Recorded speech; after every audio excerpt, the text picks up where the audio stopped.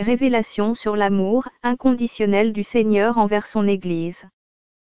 Jean 3, 16 Car Dieu a tant aimé le monde qu'il a donné son Fils unique, afin que quiconque croit en lui ne périsse point, mais qu'il ait la vie éternelle. Le 14/03/2019.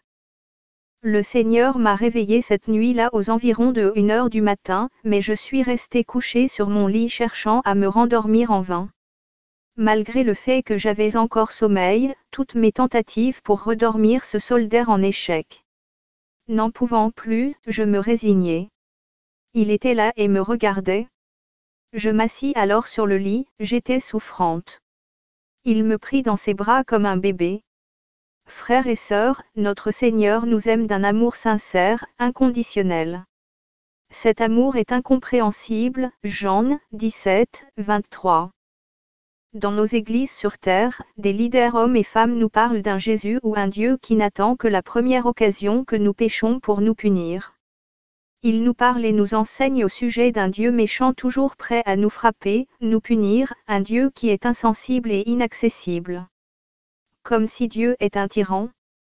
Il s'agit d'un faux Jésus, d'un faux Dieu, car le Seigneur Jésus-Christ de Nazareth n'est pas ainsi, du moins ce n'est pas ce que j'ai vu et senti. Dans certaines églises, l'on nous enseigne qu'étant des pécheurs tout faits, Dieu est très loin de nous. Pourtant ce n'est pas le cas, il est toujours proche de nous quelles que soient les circonstances.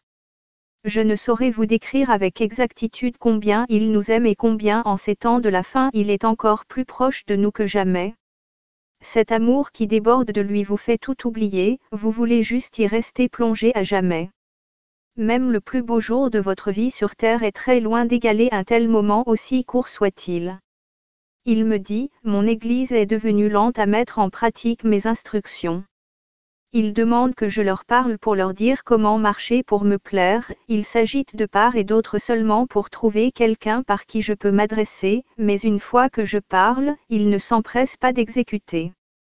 Jean 13, 13, ils veulent que je parle, et pourtant je leur parle, mais ils ne m'écoutent pas. Ils ne font pas ce que je dis. Ceux qui s'efforcent, ils sont devenus lents, mais les autres s'empressent de m'écouter, mais ils n'obéissent pas. À qui espérez-vous? Ô homme? Suis-je devenu pour toi juste une cymbale qui retentit au son duquel tu viens danser à ta guise et t'en vas? Je t'ai formé de mes mains pour parfaire l'œuvre de ma création. Tu es ma création, mon image personnifiée, Genèse 2, 8. Je t'ai créé pour me voir à travers toi. La plus belle de mes créatures, ma représentation sur terre. Pourquoi es-tu en arrivé là?